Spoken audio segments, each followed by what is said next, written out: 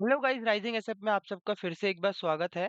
मैं हूं विशाल और इस लेक्चर में मैं आप लोगों के लिए लेके आया हूं लैग्रेंज मीन वैल्यू थ्योरम, जिसको अ, एक और ना इस जिसका एक और नाम है जिसको बोलते हैं फर्स्ट मीन वैल्यू थ्योरम भी। तो एग्जाम में दोनों तरीके से क्वेश्चन आ सकता है आपको, फर्स्ट मीन वैल्यू थ्योरम से भी और लैग्रेंज, तो दोनों सेम ही है।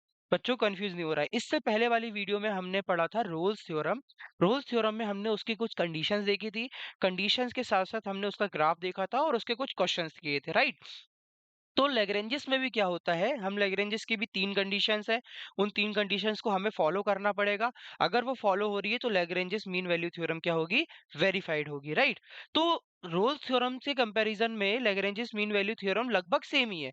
क्यों? क्योंकि उसकी दो कंडीशंस क्या होती है, सेम होनी चाहिए। तो जो हमने कंडीशंस देखी थी रोल्स थ्योरम में, उसमें पहला क्या था, पहली कंडीशन क्या थी कि फंक्शन की जो वैल्यू होगी वो कंटीन्यूअस होनी चाहिए। कोऑर्डिनेट्स पे, कौन से कोऑर्डिनेट्स पे, ए और बी पे, राइट। और दूसरी क्या देखी थी, वो फंक्शन क्या होना चाहिए, डिफरेंशिएबल होना चाहिए ओपन इंटरवल पे, राइट। ये देखी थी। तीसरी तीसरी तीसरी कंडीशन क्या थी, फंक्शन ऑफ ए की वैल्यू क्या होनी चाहिए, फंक्शन ऑफ बी की वैल्यू से बराबर होनी चाहिए, राइट। लेकिन लैग्रेंजेस में क्या होता है, यहाँ पर दोनों कंडीशन तो सेम है ऊपर की, कि ए और बी की जो फंक्शन की वैल्यू है वो क्या होनी चाहिए, क्लोज इंटरवल में कंटीन्यूअस होनी चाहिए फंक्शन पे, राइट। और दूसरी कंडीशन क्या थी, ओपन इंटरवल पे डिफरेंशिएबल होनी चाहिए, राइट। लेकिन थर्ड कंडीशन यहाँ पर क्या है लैग्रेंजेस में, कि जो फंक्शन की वैल्यूज है, फंक्शन ऑफ ए की वैल्यूज है और फंक्शन ऑफ बी की वैल्यू है, वो आपस में इक्वल नहीं होनी चाहिए। अगर तो वो इक्वल हो गई तो वो किसको फॉलो कर रही होगी, वो रोल्स थ्योरम को फॉलो कर रही होगी। हमें रोल्स थ्योरम यूज करके उसे वेरीफाइड करना पड़ेगा, राइट। तो यहाँ पर क्या होगा, उन दोनों फंक्शन की वैल्यू इक्वल नहीं होगी। अगर फंक्शन की वैल्यू इक्वल नहीं होगी तो हमको फंक्शन ऑफ सी की वैल्यू यहाँ पर निकालनी पड़ेगी। उसके लिए कुछ फॉर्मूला दिया हुआ है, ये छोटा सा एक फॉर्मूला आप लोग को दिख रहा होगा, function of f dash c equals to function of b minus function of a upon b minus a. ठीक है। तो बेसिक डेफिनेशन अपन लैग्रेंजेस की देख लेते हैं क्या होती है, यहाँ पर पढ़ते हैं पहले, ठीक है, उसके बाद समझ लेना आप लोग। तो Lagrange's mean value theorem is a further extension of Rolle mean value theorem, ठीक है, फर्दर एक्सटेंशन किया गया है उसको रोल्स थ्योरम से। ठीक है, उसके बाद क्या है, द थ्योरम स्टेट्स दैट, इस थ्योरम में क्या बताते हैं कि curve between two points there exist on a point where the tangent is parallel to the secant. ठीक है। इसमें क्या कहता है कि अगर किसी दो पॉइंट की कर्व के बीच में एक पॉइंट एग्जिस्ट कर रहा है तो उस पर जो टेंजेंट होगा वो क्या होगा, उसके सीकेंट के पैरेलल होगा। ठीक है। अभी तुम लोग को इससे डेफिनेशन से हो सकता है समझ में नहीं आया, तो हम इसके ग्राफ की मदद से समझते हैं। देखो, इसके ग्राफ में क्या है, इन्होंने क्या किया है कि एक पॉइंट है बी, एक पॉइंट है ए, एक पॉइंट है बी। यहाँ पर आप लोगों को दिख रहा होगा स्क्रीन पे, एक पॉइंट है ए, एक पॉइंट है बी। ठीक है, एक्स एक्सिस पर इन लोगों ने क्या किया, इसके फंक्शन की वैल्यू निकाली। तो ए पॉइंट पे फंक्शन ऑफ ए आया मेरा, बी पॉइंट पे फंक्शन ऑफ बी आया मेरा, राइट। तो देखो, यहाँ से यहाँ तक की जो मैंने लाइन ड्रॉ करी है, ठीक है, यहाँ से यहाँ तक की जो मैंने लाइन ड्रॉ करी है, मैं इस पे एक कर्व ड्रॉ करूंगा। तो ये कर्व दिख रहा होगा आपको, ठीक है, ये कर्व दिख रहा है। तो ये क्या है, ये इस कर्व पे जो टेंजेंट होगा, इस कर्व पे जो टेंजेंट खींचा है फंक्शन ऑफ सी, ठीक है, सी की वैल्यू से, मतलब ये जो यहाँ पर होगा इसका टॉपेस्ट पॉइंट होगा। इससे मैं क्या करूंगा, एक परपेंडिकुलर ड्रॉ करके एक टेंजेंट ड्रॉ करूंगा। ये टेंजेंट जो मैंने ड्रॉ करा है, ये टेंजेंट क्या होगा, ये सीकेंट लाइन है। देखो, ग्राफ के अंदर कोई भी लाइन अगर एग्जिस्ट करी तो हम उसे सीकेंट लाइन बोलते हैं, ठीक है। तो ये जो लाइन है मेरी, इसको क्या बोलूंगा मैं, सीकेंट लाइन है। तो ये सीकेंट लाइन, ये टेंजेंट जो होगा वो सीकेंट लाइन के क्या होना चाहिए, पैरेलल होगा। अगर ए फंक्शन ऑफ ए की वैल्यू फंक्शन ऑफ बी की वैल्यू के बराबर नहीं होती है तब। ठीक है, अगर ये तो इक्वल हो गई तो ये जो टेंजेंट मेरा खिंचाएगा वो तो एक्स एक्सिस के पैरेलल हो जाएगा, जो हमने रोल्स थ्योरम में देखा था, राइट। तो यही होती है लैग्रेंजेस मीन वैल्यू थ्योरम, ठीक है। अगर आप लोग को ज्यादा परेशान होने की जरूरत नहीं है, हम लोग किसी उसके मदद से समझ लेंगे इसको, एग्जाम्पल की मदद से समझ लेंगे, ठीक है। मैं इसको क्या करता हूँ, रब करता हूँ। मैं राइट करके देख रहा था।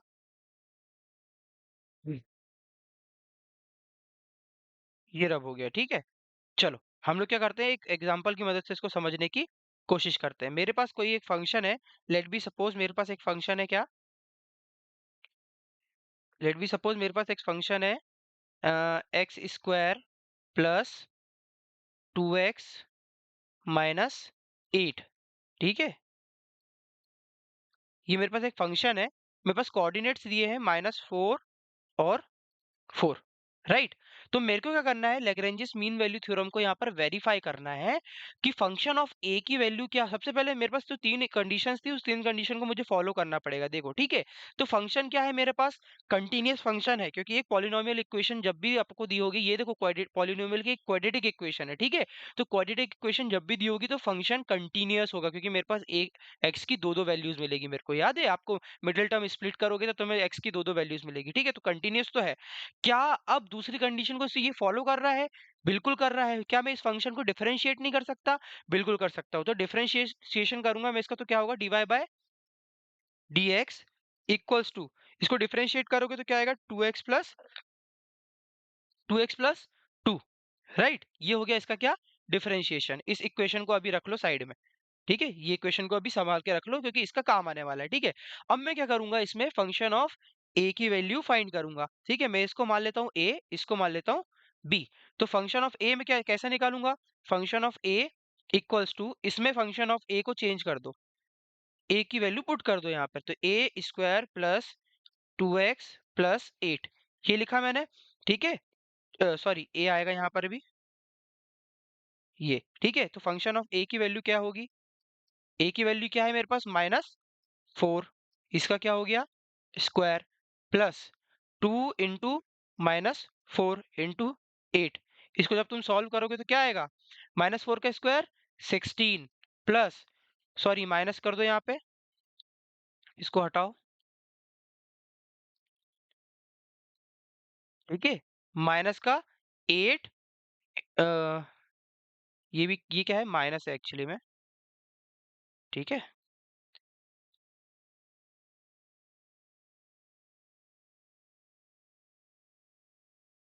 क्लिक नहीं हुआ, ये एक्चुअली में क्या है, माइनस है, ठीक है। अपन से लिखने में थोड़ा सा गड़बड़ हो गया, देखो यहाँ पे माइनस है ना, ये भी क्या है, माइनस है, ठीक है। अब मैं क्या करूंगा, -8 करूंगा, तो क्या आएगा यहाँ पर, 16 -16, ये क्या हो गया, ये तो जीरो हो गया भाई, ठीक है। माइनस माइनस प्लस हो गया, साइन माइनस का, और 16, ये क्या हो गया, फंक्शन ए की वैल्यू क्या आई मेरे पास, जीरो आ गई, राइट। अब मैं क्या करूंगा, आगे सॉल्व करते हैं इसको, चलो इतना उतार लेना आप लोग, चलो मैं यहाँ पे कर दे रहा हूँ। अब मैं फंक्शन ऑफ बी की वैल्यू को करूंगा, फंक्शन ऑफ बी निकालूंगा, तो फंक्शन ऑफ बी, अब मैं डायरेक्ट सॉल्व कर रहा हूँ, ठीक है। मैं यहाँ पर बी की वैल्यू पुट करूंगा इस इक्वेशन में, तो क्या होगी, 4 का स्क्वायर प्लस 2 × 4 - 8, ठीक है। ये क्या हो गया, 4 4 जा 16, ये क्या हो गया, प्लस 8 -8, 8 से 8 कट गया, मेरी क्या वैल्यू आई, 16, ठीक है। तो देखो, मेरे को यहाँ पर जो वैल्यूज मिली, फंक्शन ऑफ ए मेरा क्या है, फंक्शन ऑफ ए मेरा क्या है, 0, और फंक्शन ऑफ बी मेरा क्या आया है, 16 आया है। तो क्या ये दोनों वैल्यूज आपस में बराबर है, नहीं है, ठीक है। ये दोनों वैल्यूज आपस में क्या बराबर है, नहीं है, ठीक है। तो अब जब बराबर नहीं है तो मुझे क्या करना पड़ेगा, इसकी एक वैल्यू निकालनी पड़ेगी, जिसको हम क्या बोलेंगे, फंक्शन ऑफ सी। अब फंक्शन ऑफ सी निकालने के लिए एक कंडीशन थी मेरे पास, क्या थी वो, क्या था फॉर्मूला वो मेरे पास, वो फॉर्मूला था कुछ, function of b minus function of a upon b minus a, right. ये समझ में आ गई। देखो, अगर तुम्हारे पास फंक्शन ऑफ ए और बी की वैल्यू अगर डिफरेंट आ रही है, तो वो जो सी फंक्शन होगा वो कहीं ना कहीं इन दोनों फंक्शन के, इन दोनों कोऑर्डिनेट के बीच में एग्जिस्ट कर रहा होगा, ठीक है। ए कोमा बी के बीच में एग्जिस्ट कर रहा होगा, हमें बस वही वैल्यूज निकालनी है, वही वैल्यू निकालनी है, ठीक है। तो मैं इसे थोड़ा सा रब करता हूँ, क्योंकि स्पेस नहीं बच रहा है,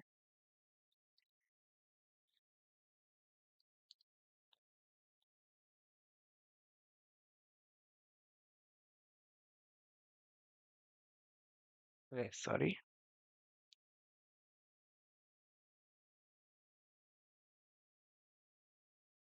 ठीक है।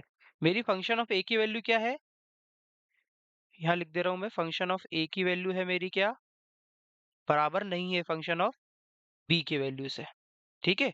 और अगर ये बराबर नहीं है तो मैं function of f dash c निकालूंगा, जिसको कैसे निकालते हैं, function of b minus function of c से, अपॉन बी माइनस ए। ये होता है एक बेसिक फॉर्मूला। अब मैं इससे क्या करूंगा, इसमें वैल्यूज पुट करूंगा किसकी,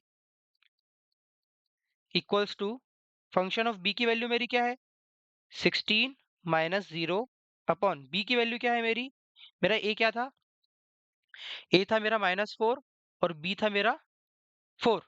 ठीक है, तो प्लस ये वाला माइनस मैंने उस प्लस में मल्टीप्लाई कर दिया तो माइनस का 4 आ गया। तो function of c equals to कितना आया 16 माइनस कितना आएगा 8। फंक्शन ऑफ सी की वैल्यू क्या आएगी मेरे पास -2। ठीक है, मेरे पास फंक्शन ऑफ सी की वैल्यू आ गई। अब मेरे पास जब ये सी की वैल्यू आ गई है तो मैं क्या देखो फंक्शन की वैल्यू क्या आई मेरे पास डिफरेंट आई है, राइट। अब मैं क्या करूंगा यहाँ पर, जो मैंने इसका डेरिवेटिव निकाला था, डेरिवेटिव मेरा क्या आया था 2x प्लस 2 आया था, याद है आप लोगों को।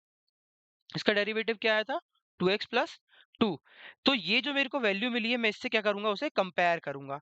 तो सी की वैल्यू कैसे निकालूंगा मैं, इसका डेरिवेटिव तो 2x प्लस 2 जो अपन को इक्वेशन दी थी उसका डेरिवेटिव।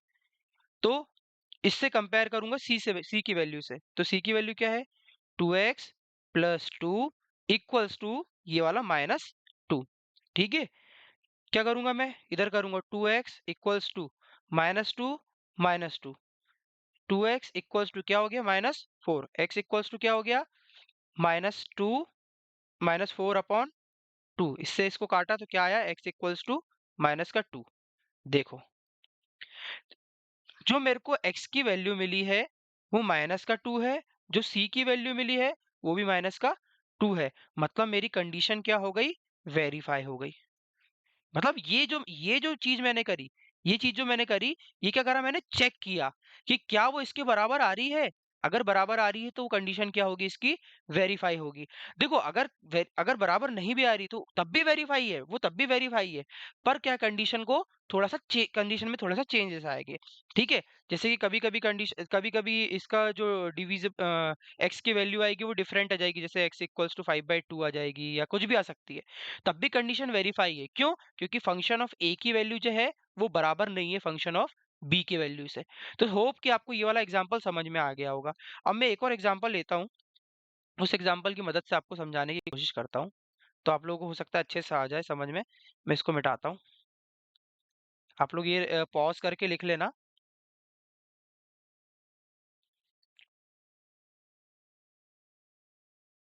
लेग्रेंजेस और रोल्स थ्योरम ज़्यादा इजी है। आगे की जो थोड़ी सी है आगे के जो क्वेश्चंस आएंगे वो थोड़े से टफ भी आ सकते हैं। अगर उनने इक्वेशन आपको थोड़ी आड़ी तिरछी दी तभी आपको प्रॉब्लम होगी, अदरवाइज प्रॉब्लम नहीं होगी। ठीक है, तो मैं एक क्वेश्चन लेता हूँ, एक क्वेश्चन लेता हूँ, y equals to x square plus 2 और मेरे पास कोऑर्डिनेट्स क्या है -2 और 2 है। ठीक है, इसे तुम्हें सॉल्व करना है। तो अपन ने क्या किया, रोल्स थ्योरम की डेफिनेशन से, रोल्स थ्योरम के बेस पे हम क्या करेंगे, देखो अगर मेरे पास कोऑर्डिनेट्स डिफरेंट है, ठीक है, कोऑर्डिनेट्स मेरे पास अगर क्या है डिफरेंट, चलो मैं इसको और कोऑर्डिनेट्स पिछले बार जैसे हो गए -4 और 4 हो गया, मैं इसको क्या करता हूँ चेंज करता हूँ। ठीक है, मैं अपनी मर्जी से रख रहा हूँ, ये मेरे को दिया नहीं है कहीं, और इक्वेशन को भी चेंज कर लेता हूँ अगर लग रहा है तो, क्योंकि सेम क्वेश्चन अपन थोड़ा सा फॉलो नहीं करते हैं। ठीक है, जैसे ये है एक्स स्क्वायर -4x -3 और मेरे पास कोऑर्डिनेट क्या दिए हुए हैं, a इक्वल्स टू 1 और b इक्वल्स टू 4 दिया हुआ है। ठीक है, तो मैं क्या करूंगा, सबसे पहले कंडीशन को चेक करूंगा, कंटीन्यूअस है, डिफरेंशिएबल भी है। अब मैं क्या करूंगा, फंक्शन ऑफ a की वैल्यू चेक करूंगा बराबर है कि नहीं फंक्शन ऑफ b की वैल्यू से। अगर ये फंक्शन ऑफ a की वैल्यू इन दोनों कोऑर्डिनेट्स पे बराबर आ गई तो वो रोल्स थ्योरम को फॉलो कर रही होगी, अगर बराबर नहीं आई तो वो लैग्रेंजेस को फॉलो कर रही होगी। तो अपन चेक कर लेते हैं। ठीक है, तो फंक्शन ऑफ, मैं क्या करता हूँ इस फंक्शन को a से चेंज करता हूँ, तो फंक्शन ऑफ a की वैल्यू निकालूंगा, तो a स्क्वायर -4a -3। तो मैं यहाँ पर a पुट करता हूँ, 1 इसका स्क्वायर -4 इंटू 1 -3, 1 -4 -3 कितना आएगा 1 -7, मतलब माइनस का 6। ठीक है, क्या है -6। फंक्शन ऑफ b की वैल्यू निकालता हूँ मैं, तो 4 का स्क्वायर -4 इंटू 4 -3, 16 -16 -3, इससे ये क्या हो गया कैंसिल आउट हो गया और इसकी वैल्यू क्या आ गई -3। तो देखो दोनों की वैल्यू क्या आई है, इक्वल नहीं आई है। Function of a is not equal to function of b. तो मतलब मुझे एक चीज तो समझ में आ गई कि ये क्या करेगी, लैग्रेंजेस को फॉलो करेगी। मुझे क्या करना है, लैग्रेंजेस को वेरीफाई करना है यहाँ पर, ठीक है, लैग्रेंजेस थ्योरम को वेरीफाई करना है। होप कि आप लोगों को इतनी बात समझ में आ गई होगी, ठीक है। -1 और -3, ठीक है यार, थोड़ा चेक कर लेना अगर कुछ गड़बड़ हो गई हो, मैं थोड़ा जल्दीबाजी में कर रहा हूँ। चलिए ठीक है, इतना इतना मैं रब कर रहा हूँ, जिसको लिखना हो वो पॉज करके लिख लेना, ठीक है। अब मैं यहाँ मिटाता हूँ इसको।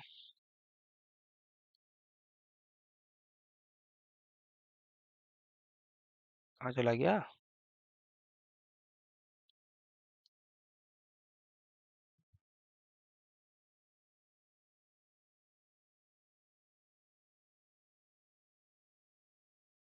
चलो पेन से लिख लेते हैं अब, ठीक है। अब देखो मेरी दोनों वैल्यू क्या हो गई, अलग अलग आई है, राइट। अब जब दोनों वैल्यू मेरी अलग अलग आई है, तो मैं क्या करूंगा, function of f dash c निकालूंगा। फंक्शन ऑफ एफ डैश सी निकालने का फॉर्मूला क्या था, हमने पिछली बार देखा था, function of b minus function of a upon b minus a. ठीक है, मैं थोड़ा सा और स्पेस बना लेता हूँ, थोड़ा सा और स्पेस बना लेता हूँ ताकि अच्छे से समझ में आ जाए, ठीक है। चलो ये वाला पहन लेते हैं अब की बार। चलो तो मैं क्या करूंगा, फंक्शन ऑफ सी निकालूंगा। तो फंक्शन ऑफ सी निकालने के लिए मैं क्या करूंगा, फंक्शन ऑफ ए की वैल्यू मेरे पास कितनी आई थी, -6, और फंक्शन ऑफ बी की वैल्यू, सॉरी गड़बड़ हो गई, फंक्शन ऑफ बी की वैल्यू मेरे पास क्या आई थी, फंक्शन ऑफ बी की वैल्यू आई थी -3, और फंक्शन ऑफ ए की वैल्यू आई थी -6 अपॉन फंक्शन ऑफ बी की वैल्यू क्या है, -3, और फंक्शन ऑफ ए, सॉरी यार ये भी नहीं, हम तो यहाँ पे कोऑर्डिनेट्स रखना है, ए और बी की वैल्यू रखनी है, राइट।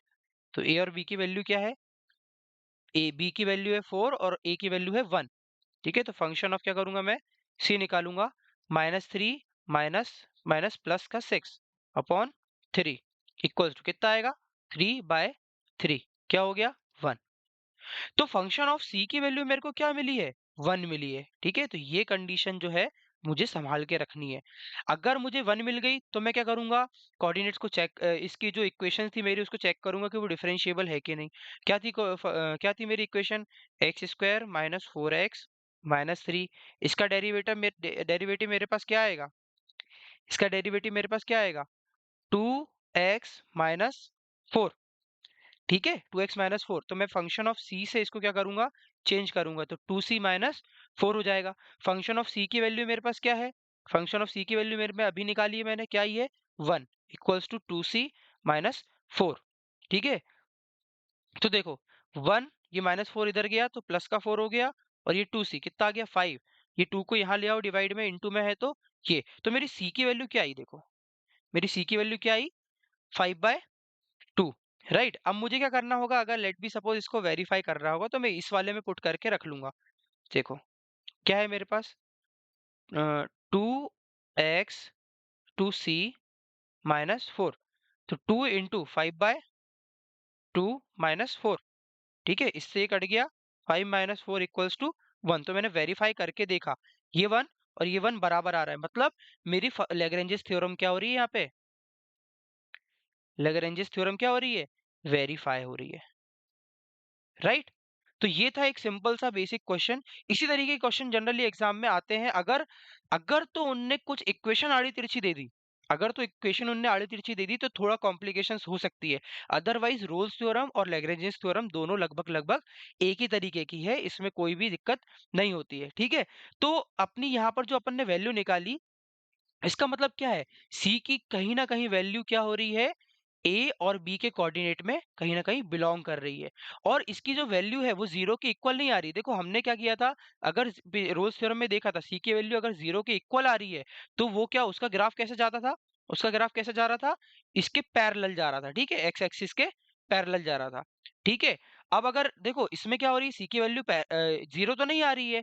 अब जीरो अगर नहीं आ रही है तो इसका क्या होगा, कहीं ना कहीं, मैं इसको थोड़ा सा रब कर लेता हूँ, ठीक है?